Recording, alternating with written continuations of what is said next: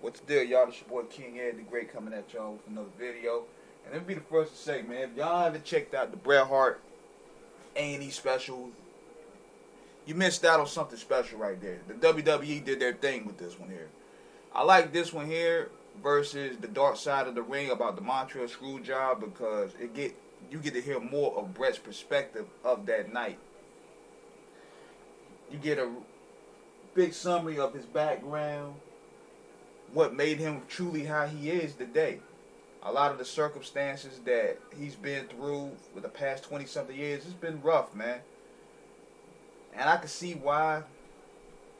Because 1997, that night in Montreal, that's a sensitive topic to this day to him because it's like, after that night, it seemed like it showed a paradigm of things that happened for the worst of his life. I mean, it was already bad with Brian Pillman. He passed away the month prior. But after the screw job, it just seemed like he went to WCW and WCW didn't know what to do with him at all. It seemed as if that they just picked him up just so they think they had one on WWF. We were going to put them in the coffin. They didn't have anything for Bret at all. Bret wanted to stay at the WWF, and that was real. Because the narrative has been, oh, this guy is going to WCW to make more money. And Vince had to do what he had to do. No. He never wanted to go. And being how serious Bret took this business, he wouldn't have done Vince like that at all. Now, Shawn Michaels, on the other hand, he would have. You seen what he was doing. Taking pictures in NWO shirts, threatened to leave every single time he didn't get his way, didn't want to do business, didn't want to do jobs for the next guy. He would have done that shit.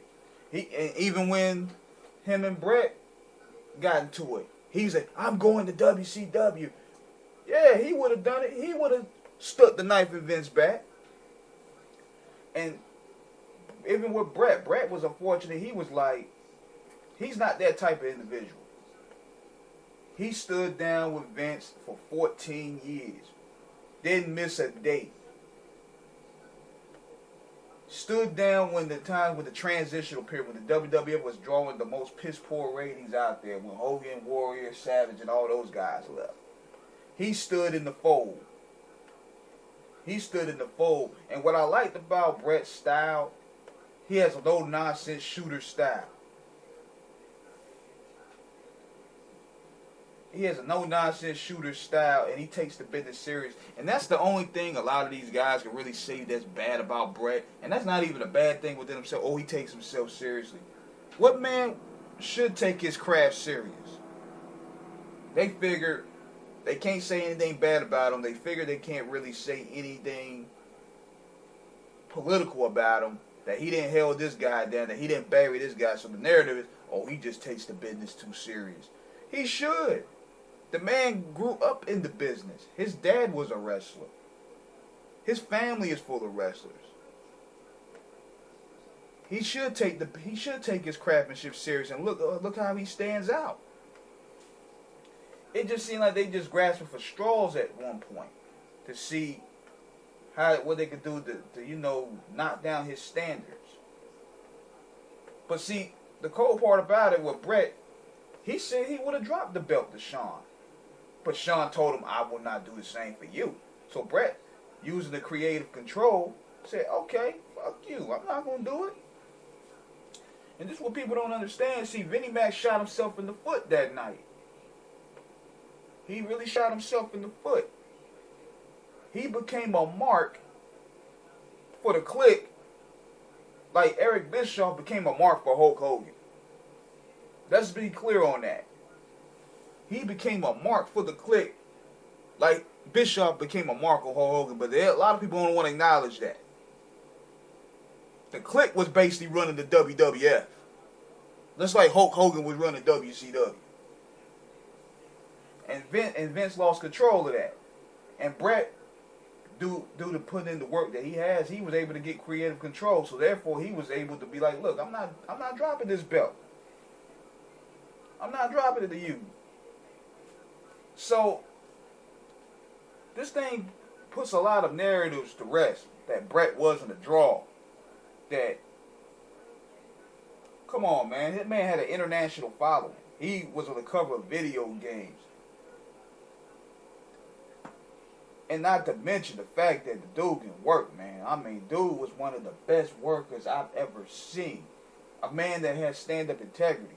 How many guys you know can have 3 dope different matches in one night at the King of the Ring 1993?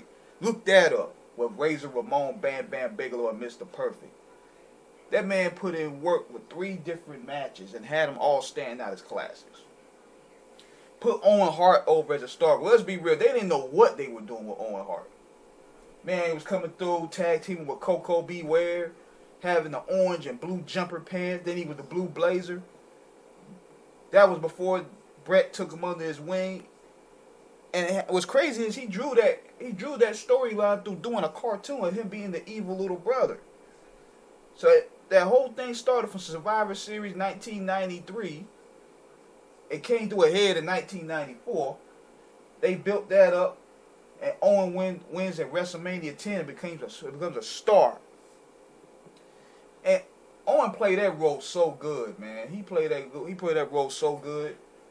You wanted to punch Owen in the face. I hated Owen Hart when I was young. When I was watching this. I wanted Bret to kick his ass. But he did a great job at that. And Owen had a magnificent 94. He was the MVP of 94, man. He had the Intercontinental title. Then he won the King of the Ring. Then they had that match at SummerSlam 94. The cage match. One of the greatest cage matches of all time with Bret and Owen. It would be hard to believe that Owen and Bret were like the best of brothers. They were the best of friends off camera. Because you would think they hate each other's guts. And that's a testament of how brilliant Bret was. Same thing with Steve Austin. When Bret and Steve, you would think these guys hate each other. Bret, I mean, he's a treasure, man. I mean, you would think he hate each other. He wanted to put Steve over when he got back from taking time off. But the WWF was like, nah, we need you to go over. Typical Vince McMahon fashion, not knowing how to move with the business at times. But it still worked out at the end with WrestleMania, where Bret made Stone Cold a made man officially. So, in looking at this documentary, it basically covered a lot of ground that we already knew of Bret from the old stuff, but just updated footage and updated commentary from people that were there that night. I mean, from the screw job and everything, I already covered talking about that. And people will probably say, well, he didn't have a lot of charisma. Let me tell you, Bret took this business serious. He took this business serious to where, when you look at his promos, it was more straight to the point. He got better in 97. As soon as he got back in 96, 97, when he started really going against Austin and Shawn Michaels, he really started improving on his promos. And you could tell he hated Shawn Michaels. They also talked about that rivalry right there. Like, he hated Shawn Michaels' guts. He hated Shawn Michaels and Triple H's guts. It was the whole battle with the Clique versus the standard guys. But then it goes into the after the fact of the Montreal screw job. And the last 20-something years have been rough on Bret, man. I mean, just imagine being loyal to a company for 14 years and still loyal only to get screwed over by someone you would consider like a father figure to you, for somebody that showed no respect for the company, which was Shawn Michaels. So he was sent to work for WCW, and he didn't feel the motivation to do it. You could tell by looking over there, Bret did not want to be there at all. He did not. That passion that he had for the business died that night in Montreal. He was just basically working for a check. So then it created a domino effect.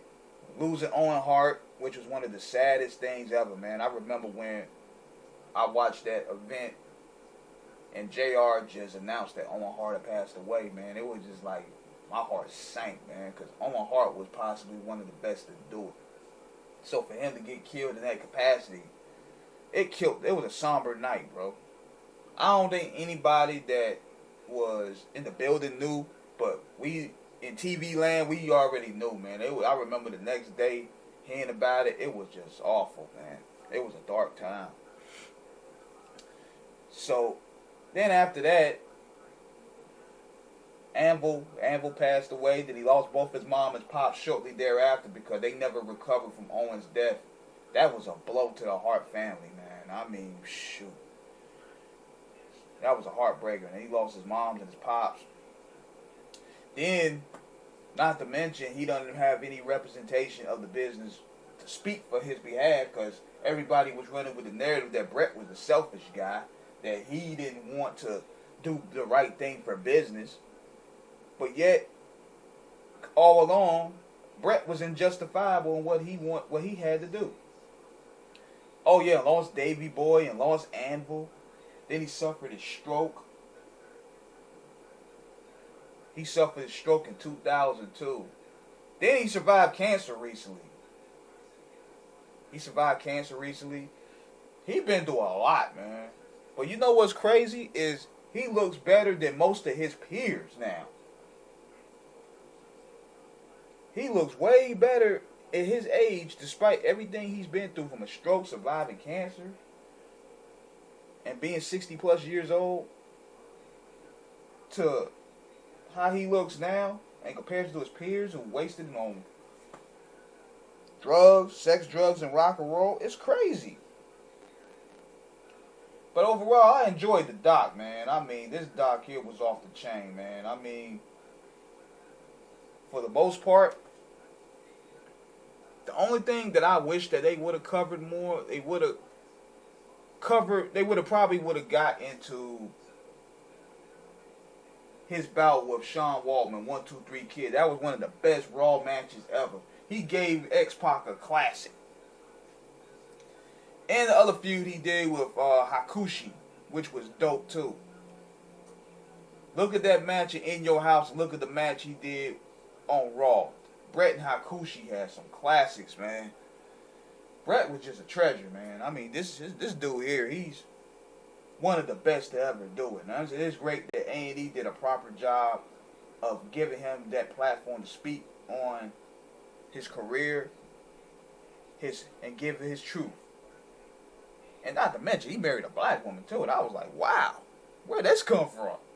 So, let me know what you guys think of this, man. This was a dope documentary. Be sure to check that out on A&E. They should be running on replays on it all week. So check that out if you're a wrestling fan. You won't be disappointed. Holla.